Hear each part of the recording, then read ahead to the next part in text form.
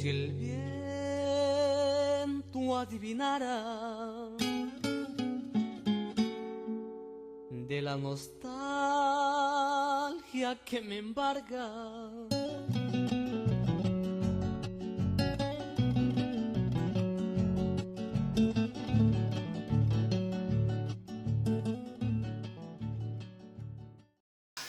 Muy buenas noches, doctor Orlando Brazo, presidente de la Asociación Peruana de Historia de la Medicina y Parques Conmemorativos, estimados colegas que nos están visitando de nuestros hermanos países de Bolivia, Chile y Ecuador, estimados colegas. Me toca a mí el honroso honor de comenzar con una breve remembranza de algunos epónimos de la medicina peruana referidas solamente al periodo incaico y colonial. Como comprenderán, por la naturaleza de la época es muy difícil conseguir imágenes representativas, pero he puesto algunas aquí que se refieren más bien al tema general. Comenzaré indicando que epónimo es una palabra de origen griego, cuya etimología viene de la palabra epi, encima o sobre, y onomos, que era nombre, y se utilizaba para dar nombre a una época o lugar. Los griegos solían denominar sus épocas por el arconte que gobernaba en ese momento, el primer año o el segundo año del arconte fulano o sutano. Igual ocurría hasta épocas relativamente avanzadas en edad antigua. Científicamente se utiliza para dar nombre a una estructura o proceso que tiene un nombre propio, pero que ha adquirido una particular resonancia por un personaje. El hablar de epónimos de la medicina peruana significa así hablar de las personas que dan nombre a la medicina en su respectiva época, y en ese sentido entendemos los epónimos. Tarea difícil en el caso de la medicina, pues la medicina es una tarea colectiva en la que todos sus practicantes contribuyen a darle forma y sentido a la época. Pero al mismo tiempo es una tarea necesaria, pues debemos identificar a aquellos personajes que por sus valores y acciones son representativos de las aspiraciones que tenemos todos como ideales de la profesión médica. En ese sentido, la medicina peruana, con su compleja historia, tiene múltiples epónimos, de los que me corresponde compartir con ustedes los correspondientes a un pasado, en algún caso bastante remoto, y en otros no tanto, pero sí lo suficientemente alejado para que en muchos casos sus méritos tengan una insuficiente difusión. Vamos a hablar primero de la medicina andina. El proceso de invasión europea y su colonización desconoció a los sanadores andinos. La medicina andina siguió cultivándose, pero sus cultivadores y logros fueron invisibilizados. Primero, como una simple forma de dominar al territorio conquistado, y luego por razones religiosas y políticas a través de la extirpación de idolatrías que persiguió a los sanadores andinos, entendiendo que estos tenían rituales mágicos religiosos, desconociendo que los propios españoles también tenían rituales mágicos religiosos. Este proceso de invasión europea y su posterior proceso de colonización tuvieron un efecto directo en nuestro conocimiento de la medicina precolombina. El invasor ilegalizó el ejercicio de la medicina teúrgica, es decir, basada en rituales en parte empíricos y en parte mágico-religiosos, pese a que la medicina española de la época era igualmente mágico-religiosa, con su culto a las reliquias, los milagros y las oraciones sanadoras. Desconocemos los nombres de los médicos de la época precolombina, solo hemos podido rescatar las denominaciones que tenían, como por ejemplo Alto Mesayoc o Alto Huiza, como médico andino con poderes sobrenaturales, el Camacuaj, que dominaba poderes emanados de las cochas o de las huacas, es decir, de los lugares sagrados, y el Pampa Mesayoc o Pampa Huiza, como se le suele denominar, que era una menor jerarquía y era el que estaba más difundido. Estas denominaciones propias del mundo andino se complementan con la existencia de otros sanadores de las otras culturas que conformaron esta extraña mezcla de culturas que los españoles, a falta de mejor nombre, llamaron Imperio Inca, cuando no tenía las características de un imperio. Por ejemplo, los sanadores altiplánicos, el Paco o mago, el Paiga o malero, el Goyaciri o médico, el Yatiri o adivino, el Taliri o quiropráctico y la Usiri o partera. De estos sanadores lamentablemente no podemos identificar ningún epónimo específico y debemos adelantarnos al periodo inicial de la conquista, cuando aparecen recién los primeros nombres. Debemos reconocer, en cambio, que también este conocimiento de nuestra medicina andina y de nuestras culturas andinas es relativamente reciente, y allí, aunque no es un epónimo de la medicina como tal, debemos recordar a Julio Cetello. Julio Cetello, médico, desde su tesis manifestó su inclinación por el estudio del Antiguo Perú y abrió el panorama hacia las culturas anteriores a la Inca. Recordemos que fue también otro médico, Unanue, el primero que describió algunas ruinas antiguas en algunos artículos del Mercurio peruano. Es decir, la medicina peruana, no en su práctica propiamente médica, sino en ese otro aspecto humanista y de cultura general, ha tenido grandes impulsos al conocimiento de nuestras culturas, con Unanue, que describe antiguos monumentos incas, y con Julio Cetello, que abre nuestro panorama y dice pues que existen otras culturas anteriores a la incaica. Vamos a ver que estos primitivos sanadores tuvieron una cultura recolectora y agrícola incipiente, y se ha demostrado que tenían unos antecedentes muy antiguos. Hablaremos brevemente, sobre todo para beneficio de nuestros colegas que vienen de nuestro país hermanos, de algo que ya hemos conocido muy cercanamente recientemente, que es el asentamiento de Caral. Es un asentamiento en la costa peruana al norte de Lima, que era una ciudad, un centro comercial y religioso, que era contemporáneo a los desarrollos de la civilización mesopotámica tardía y egipcia del Imperio Nuevo, es decir, está entre las ciudades o lugares más antiguos del mundo. No se ha encontrado en ella hasta ahora, por lo menos, ninguna evidencia de artefactos médicos, pese a que evidentemente debería haber habido un tipo de curación o sanación. No existen, por tanto, datos para suponer una cultura médica técnica, probablemente todavía vinculado a los aspectos religiosos o mágicos exclusivamente, sin un carácter empírico. Este es Caral, para que lo ubiquen. La vida en Caral se desarrollaba más bien como un centro que no tenía una vida permanente, sino en la cual se confluían para diversos rituales y ofrendas, entre los cuales debemos suponer algunos tenían que ver con la higiene o la salud pública, entendida como evitar enfermedades o dolencias.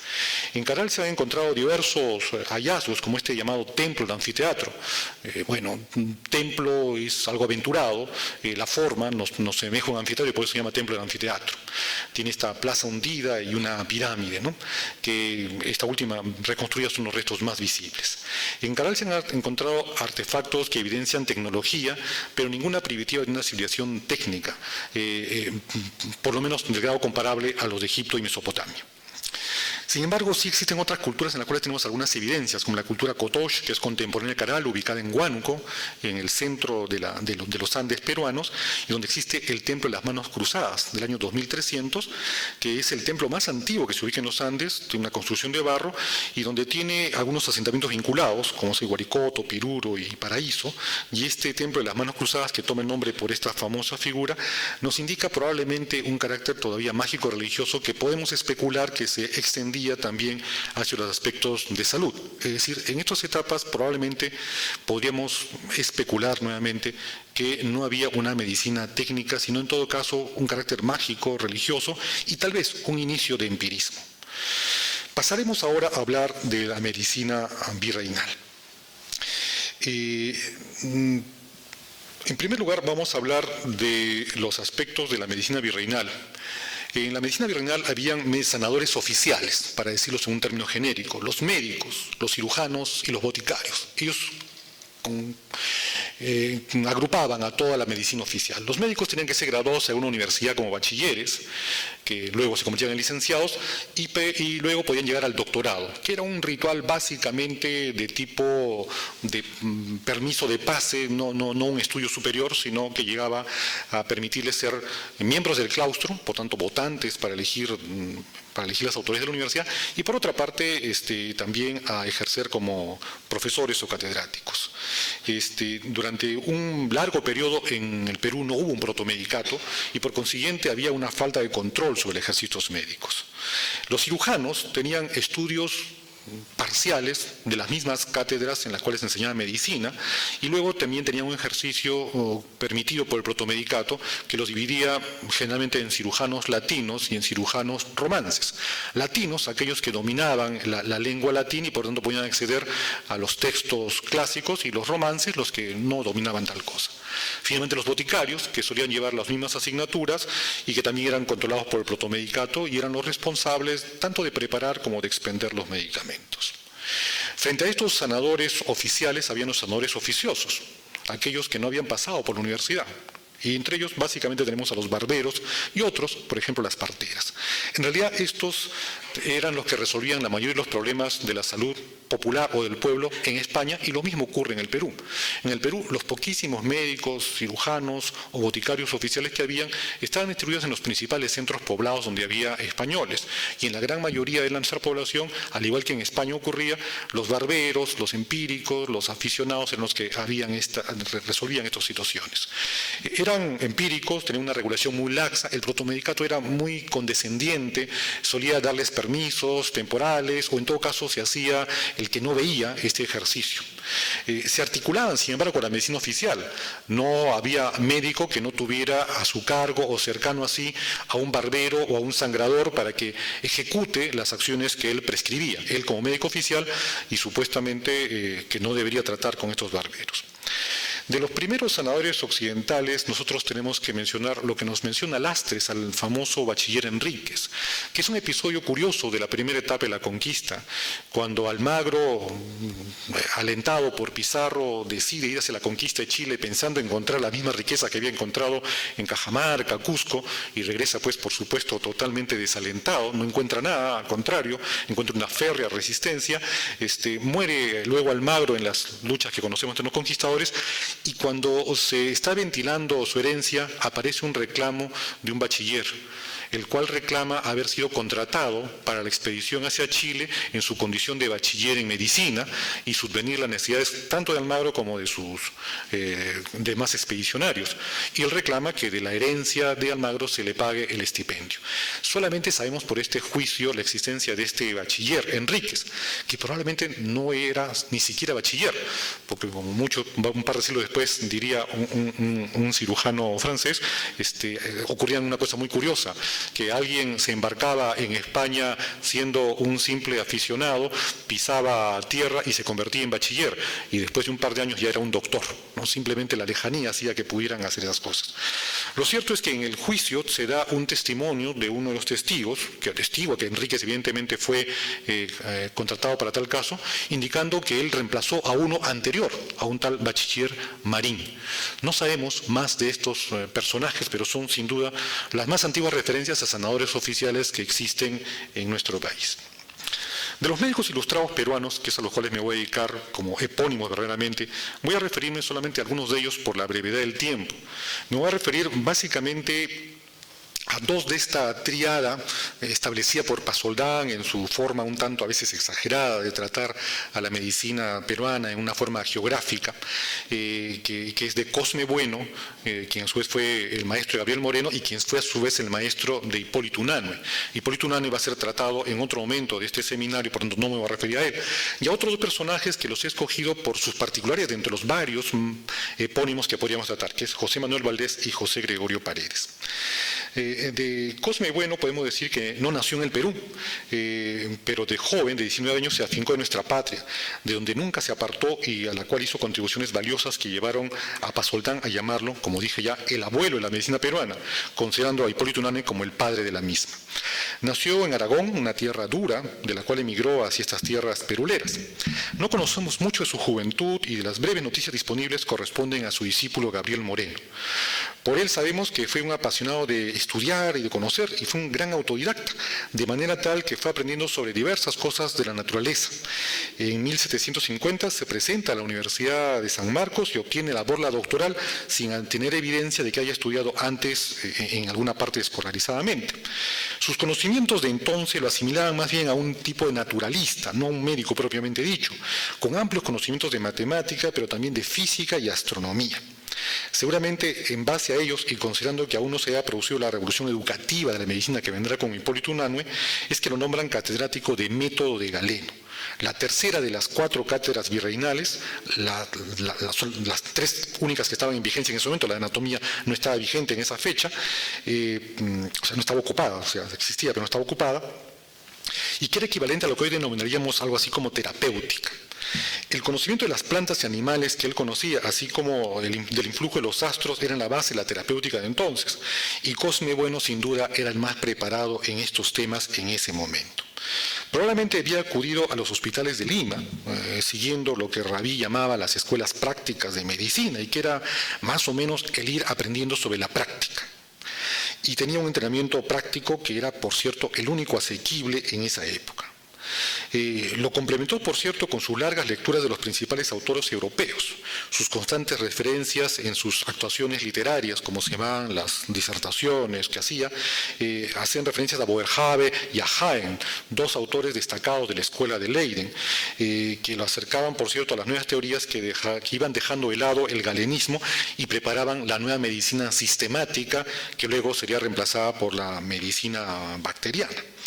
Cosme Bueno no se limita a la medicina y sus conocimientos enciclopédicos lo convierten en un referente para todo tipo de consultas sobre temas de ciencia en general. Así también es nombrado médico del Tribunal del Santo Oficio, donde su función consistía en certificar que el condenado, o mejor dicho, el investigado, no sufría daños que lo llevaran a la muerte, por cierto, ¿no? Un oficio un poco honroso, digamos, ¿no? Pero también es médico de los hospitales de Santa Ana, que era el hospital de indios naturales, del de San Bartolomé o de negros, y del de San Pedro, que estaba destinado a los eclesiásticos. Sus conocimientos clínicos no lo hacen abandonar sus estudios matemáticos, y es nombrado catedrático de matemática y cosmógrafo mayor del reino en 1758. No era poca cosa el cargo que le habían dado. Lo había antecedido Luis Godin, de la Academia de Ciencias de París, quien había venido con la expedición de la Condamine y que se había quedado varado en el virreinato. Y antes de él todavía había sido cosmógrafo mayor del reino Pedro Peralta Ibarnuevo, el conocido doctor Océano, según la denominación que le dio Luis Alberto Sánchez en la biografía que hace de él, y que era denominado así por la enorme vastedad de sus conocimientos, y también es conocido por su libro El de Lima Fundada, un enorme y farragoso poema, muy culto, pero muy difícil de leer. Una de sus obligaciones como catedrático de matemáticas era dar clases a los jóvenes oficiales del ejército y de la marina para que pudieran orientarse en el mar y pudieran orientar además con adecuada puntería sus municiones y sus cañones. Cosme Bueno aprovechó, sin embargo, una de las tareas adjuntas al cosmógrafo mayor del reino para hacer su principal aporte al Perú. El cosmógrafo, que no recibía un estipendio en particular, sino que se le daba un privilegio con el cual él podía obtener su propio estipendio, era publicar cada año, tenía el privilegio de publicar cada año el llamado almanaque o efemérides. Era una especie de guía general, una especie de almanaque de todo lo que sucede en el año, que daba cuenta de las estaciones, las fases de la luna, los eclipses, cualquier variación atmosférica previsible, los terremotos que habían ocurrido, en fin, pero que asimismo tenía otras diversas informaciones útiles, como la fecha en que saldrían de Lima en dirección a La Paz o en dirección a cualquier otra parte del virreinato, las diligencias que llevaban encomiendas, o también cuándo se esperaba que llegaran o partieran barcos de la Rada del Callao. Cosme Bueno tuvo una idea extraordinaria al respecto. Solicitó a través del virrey que se pidiera a los intendentes de todo el virreinato que respondieran a un cuestionario que él elaboró, donde se les preguntaba sobre sus respectivos territorios, sobre las características geográficas, el clima, la población, el tipo de costumbre, las plantas y los animales, las cosechas, pero también sobre las enfermedades y las epidemias, toda clase de datos útiles para poder incluirlos en sus almanaques.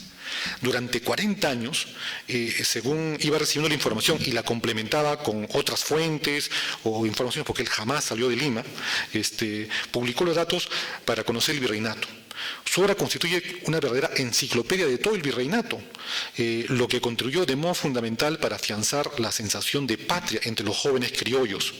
Aunque habían transcurrido en realidad ya casi 3 siglos de la ocupación española y se tenían cartas geográficas para la navegación y ruta de caminos, no existía hasta entonces una verdadera descripción tan amplia de las características de nuestro territorio. Se desconocía por los propios habitantes del virreinato los detalles de su territorio y mucho menos las características de las enfermedades que los asolaban y los caracteres climáticos. Los almanaques de Cosme Bueno, con su visión ilustrada, contribuyeron fundamentalmente a desterrar ese carácter astrológico que se atribuye a las epidemias. En sus páginas, si bien describía los fenómenos meteorológicos, precisaba que, habiendo conocido los sistemas astrológicos antiguos, los había desechado, contrastándolos con la realidad. En los almanaques describe las enfermedades siendo un iniciador de la topografía médica, que luego desarrollará Unanue.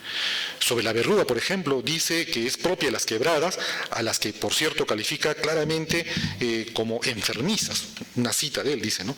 Las quebradas son muy enfermizas, en que se notan dos castas de males que también se observan en otras provincias frías. El uno es el de las verrugas, la verruga peruana, en que no brotando a tiempo suele ser enfermedad bien molesta y peligrosa.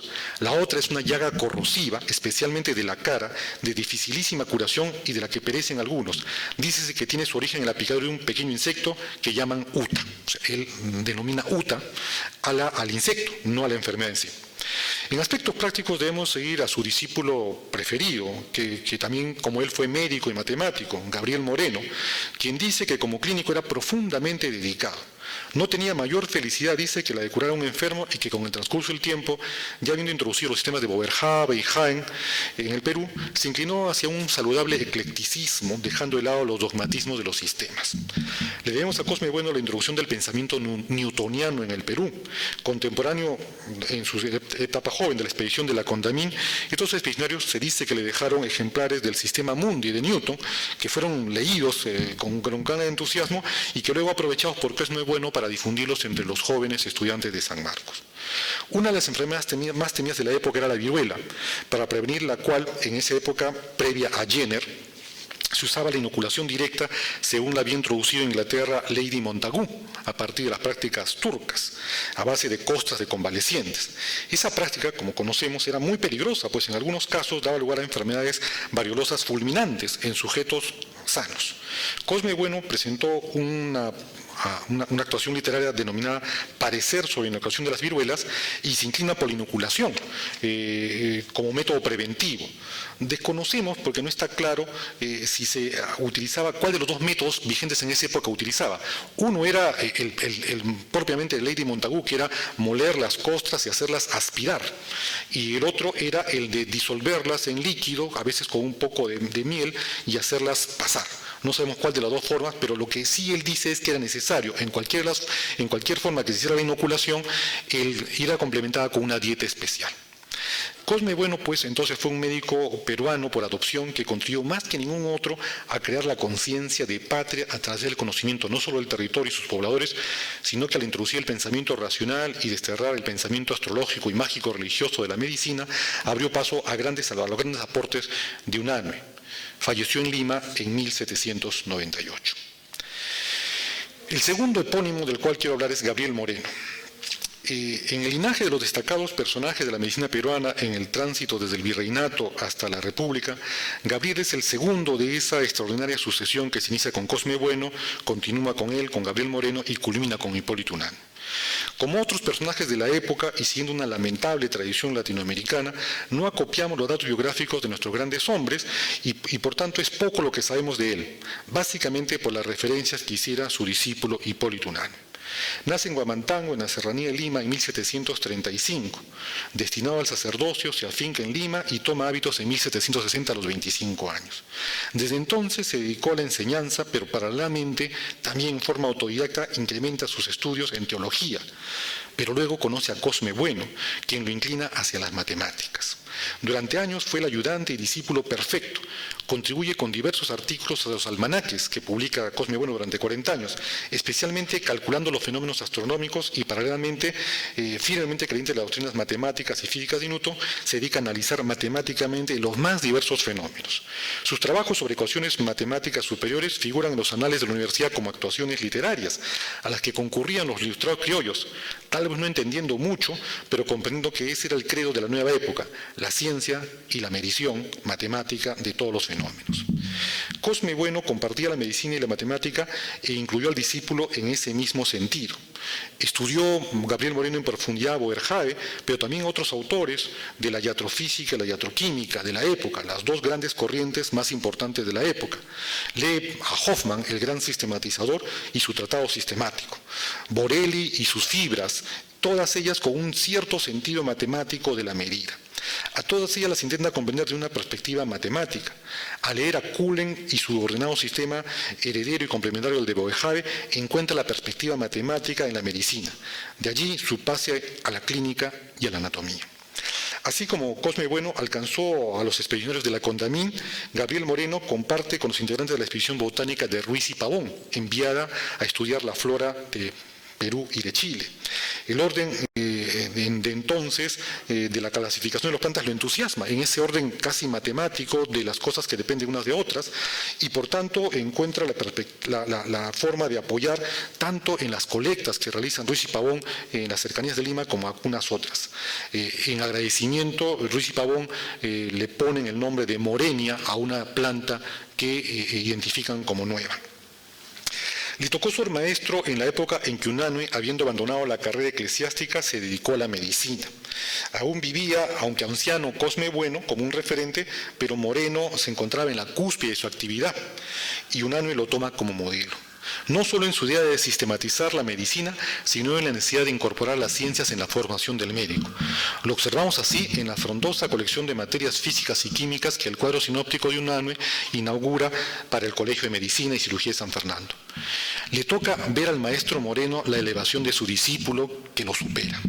En 1792, cercano ya a los 60 años, Gabriel Moreno está entre los asistentes a la inauguración del anfiteatro anatómico. Durante los siguientes 10 años, Unanue seguirá la senda del maestro, siendo el nuevo gran maestro de la juventud limeña, formando jóvenes, a lo cual, por cierto, Gabriel Moreno también contribuirá.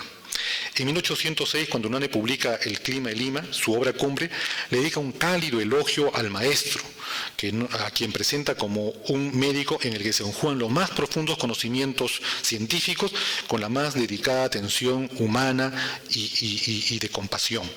El profundo aprecio de Unanue no es un aprecio de un joven hacia su maestro, no es un aprecio juvenil, es una apreciación madura que reconoce que que su gran obra fundacional no está en el vacío, no es árida y creció de pronto, sino que se basó en una tradición cultural, en una tradición médica en la que Moreno era su inmediato antecesor.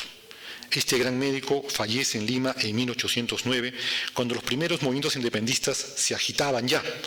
Es difícil predecir cuál hubiera sido su actitud, tal vez parecida a la de Unanue, de pasar de un bando a otro, o tal vez se hubiera conservado en el bando realista, dada su profunda convicción cristiana y su profundo sentimiento realista.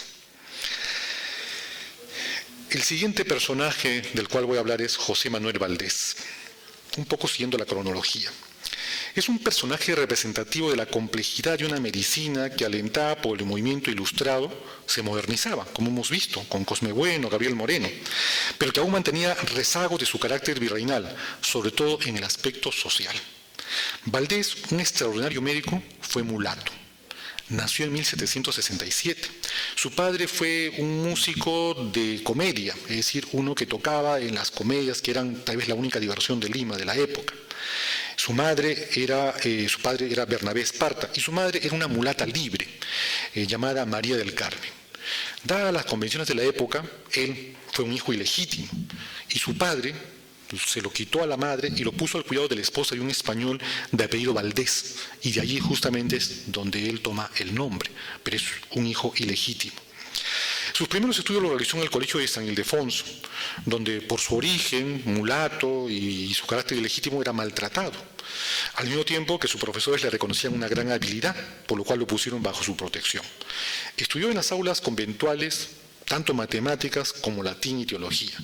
Destacó en particular por su gran habilidad y conocimiento del latín.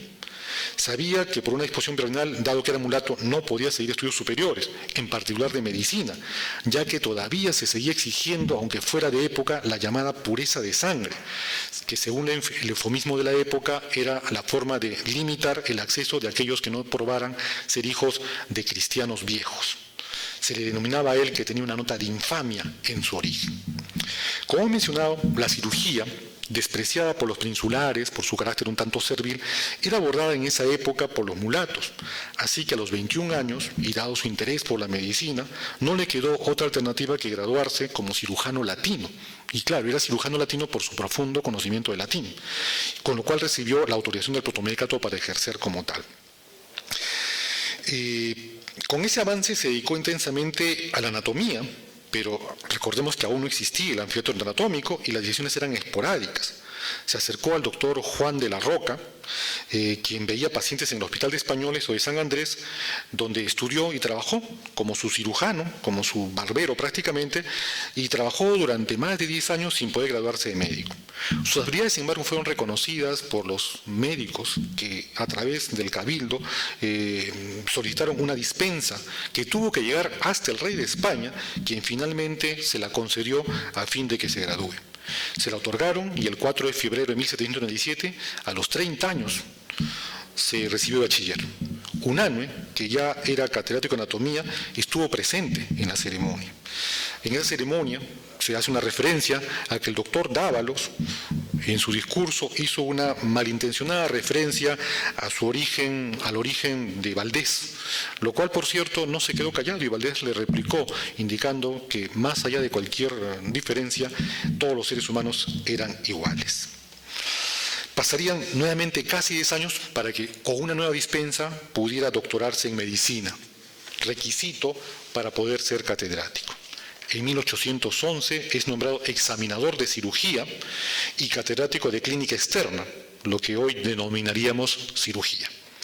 Participó en la Sociedad Patriótica en la época de la Independencia y por ello el marqués de Torretagle, uno de los pocos aristócratas que se pasó a la causa de los independentistas, lo nombró médico de cámara, como si todavía existiera la usanza virreinal en 1822, ya en época republicana.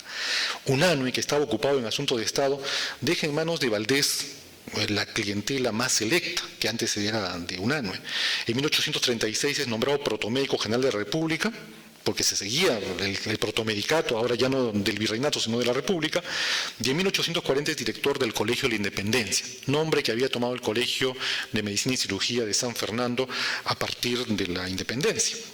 En una época aún convulsa en los primeros años republicanos y la Escuela de Medicina o Colegio de la Independencia no tenía recursos para desarrollarse, casi no tenía alumnos, los profesores estaban a veces impagos durante muchísimo tiempo y sin embargo Valdés, siempre pegado al estudio, presenta diversas tesis que introducen el pensamiento europeo en Lima.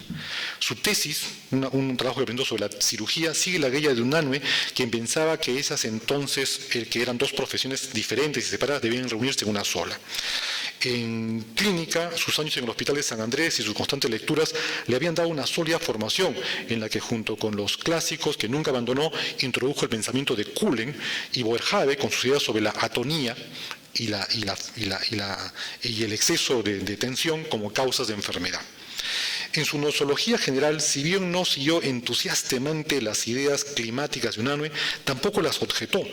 Más clínico, práctico que teórico, su trabajo sobre el cancro uterino o cáncer uterino, que ya entonces causaba una gran mortalidad, descarta, por ejemplo, la idea de que el cáncer era contagioso, cosa que se creía en esa época, y más bien estima que es consecuencia de una úlcera profunda y tórpida, la cual atribuye a malos hábitos higiénicos o a los malos cuidados en los embarazos y los partos.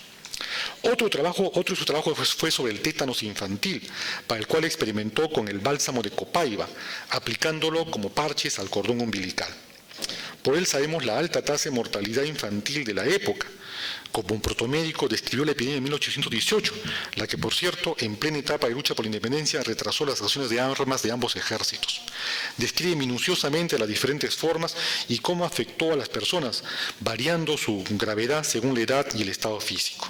Dados los conocimientos de la época, no podemos asegurar cuál fue la naturaleza de esta epidemia, pero la minuciosa descripción de Valdén, como una fiebre biliosa que terminaba en 3 o 4 días, seguida de una languidez de 2 semanas o más, ha permitido que estudiosos como Julián Arce, ya en el siglo XX, discutieran o propusieran que fue una epidemia de fiebre amarilla o tal vez de dengue, barajando incluso otros diagnósticos. Cada vez que Lima era azotada por una epidemia, todos esperaban la opinión autorizada del ya anciano Valdés, quien se convirtió en el único sobreviviente de ese conjunto de médicos destacados del periodo de entresiglos que habían revitalizado la medicina peruana. Su opinión fue consultada casi hasta antes de su muerte, cuando la epidemia de cólera nos atacó en Lima en 1838. Un detalle que no puede dejarse de lado en su biografía es su profunda religiosidad, la que aunada a su exquisito conocimiento de latín le permitió ser, además de un destacado médico, un exquisito literato. Fue un destacado traductor de los Salmos de David, los que con gran vena poética los tradujo y los poetizó, los puso en verso y los publicó como Salterio Peruano en 1833. El gran crítico español Menéndez y Pelayo, que leyó esta obra, lo calificó como una obra notable que se asemejaba a la de Fray Luis de León en algunos aspectos. Su origen, el cual nunca lo dejaron olvidar, tal vez lo inclinó también, junto con su gran religiosidad, a escribir la biografía de San Martín de Porres, la llamada Vida admirable del bienaventurado San Martín de Porres, que le fue solicitada por las autoridades eclesiásticas como parte de las celebraciones por la canonización del santo peruano en 1837. Se publicó finalmente en 1840 y es hasta la actualidad la más minuciosa y completa biografía del santo. En sus páginas reúne por una parte su mirada de fe, pero también su mirada médica, explayándose en el detalle de las curaciones que en vida realizó el barbero Martín de Porres. Este destacado médico muere en Lima a los 76 años en 1843. Bueno, acá hay otro personaje del cual no voy a poder hablar mucho, porque en realidad voy a hablar de José Gregorio Paredes. Este es José Manuel Dávalos, que fue también un destacado exponente. Él, tal vez lo más destacado es de que y fue el primer médico peruano que hizo estudios en Montpellier, en la facultad del Monte Peluzano, como le decían en latín, y que a su regreso necesitó un permiso especial para ser profesor de química, y que causó un cierto revuelo al acusar a los médicos peruanos en su tesis de no ser lo suficientemente agresivos al dar la terapéutica, a lo cual le respondió Unanue en una de las poquísimas polémicas que hubo en la época, en el sentido de que no es que no eran suficientemente agresivos, sino que las condiciones del tratamiento debían depender del clima, o sea, respondiendo con su propia teoría climática, de que no solamente los diagnósticos, sino también los tratamientos dependían del clima en el cual se ubicaba el paciente. Bueno, vamos a más bien hablar ahora de José Gregorio Paredes. Él pertenece al grupo de los médicos de la Emancipación. Fue médico y matemático, una constante parece en todos los médicos de la época, profesor de la Escuela de Medicina y cosmógrafo mayor del Virreinato, es decir, la máxima autoridad en aspectos de astronomía, que era entonces parte de las matemáticas. También llegó a ser protomédico en los primeros años de la República. Desempeñó diversos cargos en la Universidad de San Marcos, donde fue bibliotecario. También fue alcalde examinador supernumerario del Tribunal del Protomedicato. En su carrera política participó en las intrigas por la independencia junto con el grupo de Unanue y llegó a ser ministro de Hacienda, el segundo médico ministro de Hacienda en los primeros años de la República. Sus estudios seculares los realizó en el Colegio del Príncipe, donde tuvo como maestro al conocido padre Francisco Romero. Los continuó en el Convictorio de San Carlos, donde se graduó con un examen sobre el método para hallar por medio de 3 observaciones los elementos de la órbita de un cometa, un tema totalmente astronómico. Pero también estudió medicina. Su estudio de anatomía lo realizó en el Hospital de San Andrés, en el anfiteatro fundado por Unanue, bajo la dirección del cirujano José Gavino, y en los de clínica recibió las enseñanzas de tanto de Unanue como de Gabriel Moreno. Se gradúa de médico en 1804, pero ya de 1801 dirigía la sección de astronomía del almanaque Guía de Forasteros, sucediendo a Moreno, y desde 1803 era sustituto de la cátedra de matemáticas. Desarrolló en realidad poco la práctica médica, en la cual dice su biógrafo Carrasco, que tomaba cada caso con una mentalidad analítica, como si fuera un problema matemático. En 1812 fue nombrado cosmógrafo mayor del reino, con lo cual quedó a su cargo el almanaque anual, publicando en él muchos datos, pero por cierto, descontinuando poco a poco esta impronta que le había dado Cosme Bueno. No dejó, sin embargo, el lado del ejercicio de la medicina y en abril de 1924 fue nombrado protomédico general de la República. Su devoción por la causa libertadora lo vinculó a San Martín y Bolívar, de quienes recibió reconocimientos y condecoraciones. Fue precisamente durante el gobierno de este último en que ocupó por un breve lapso el Ministerio de Hacienda, siendo el segundo médico que lo ocupara. Entre sus obras se mezclan tratados de aritmética y álgebra junto con trabajos médicos, fundamentalmente orientados a la epidemiología por su carácter, tendencia matemática. En su pensamiento médico tuvo una influencia Unanue y su medicina climática, y así en su trabajo la epidemia de 1817-1818 la atribuye al extraño clima de esos años. Sin embargo, su trabajo más importante y lamentablemente poco valorado es el de cómputo del aumento de población que promete el efecto preservativo de la vacuna, en el cual reúne sus conocimientos matemáticos y interés médico, calculando cuál sería el efecto que el aumento de la población de Lima si se aplica la vacuna antivariólica o no. llega a la conclusión que la población de Lima pasaría de 58.000, que era el último censo, a 128.000 en el siglo XIX, si es que se aplicaba la vacuna. Pero si no se aplicaba la vacuna, solamente llegaría a 84.000 personas. Con lo cual, dado el poblacionismo de la época, hizo una previsión extraordinaria. Se vincula con la formación médica en nuestro hermano país de Chile, ya que según una referencia documental de Lastres, la Junta de Educación de Santiago le encarga hacer un informe para arreglar un teatro anatómico. En su informe hace referencia a que la disección de cadáveres debe hacerse en lugares adecuados y con instrumental que ponga al ejecutante a salvo de tragedias a los que lo llevaría una dedicación imprudente, dice él, ¿no? Al igual que en el caso de Lima, recomienda que el anfiteatro debe ser cuadrado u octogonal, con un piso seco, con paredes altas y con grandes claraboyas. Debe contar con una mesa central de piedra bien pulida. Describe prácticamente el anfiteatro fundado por Unano en 1792, incluyendo los utensilios, escalpelos, tijeras, tenáculos, sierras, etc. Además, recomienda los libros que deben ser estudiados, recomendando las obras de Winslow, de Bonells y de La Cava, todas ellas con traducción castellana, pero también algunos libros de imágenes básicamente franceses. Este destacado médico y iniciador de la epidemiología muere en Lima en 1839. Voy a hacer una mención muy breve a José Pezet Monel, el médico y político que ejerce como médico privado, fue catedrático de Economía y tuvo un ejercicio sanitario, pero en el cual tal vez lo más interesante es su carácter de médico y político. Fue vicepresidente del Congreso, participó en la rebelión de Ribagüero, lo cual llevó a la prisión, y finalmente murió desafortunadamente en los castillos de Real Felipe. Entre los fundadores del Colegio de Medicina y Cirugía de San Fernando tenemos a otros personajes de los cuales no hemos podido hablar, como Félix Devoti, como Miguel Tafur y José Vergara, y otros que participan en la clínica interna, de los cuales tampoco hemos podido hablar, como Juan Gastañeta, Francisco Faustos, Manuel Solari, y bueno, algunos que ya pertenecen a una época posterior. En realidad, hablar de los epónimos de la medicina peruana en este periodo tiene grandes dificultades. El periodo precolombino prácticamente no tenemos ninguna referencia, y en el periodo colonial las referencias son muy escasas y es difícil identificar cuál es el aporte real de los epónimos de la medicina peruana. En todo caso, creo que nos hace sentir a todos que nuestras tradiciones, como han visto ustedes, muy comunes a todos los países que hoy día están representados en este seminario internacional, nos auguraban un futuro común en nuestros desarrollos médicos, y eventos como este sin duda contribuirán a que pronto sea una realidad. Muchas gracias.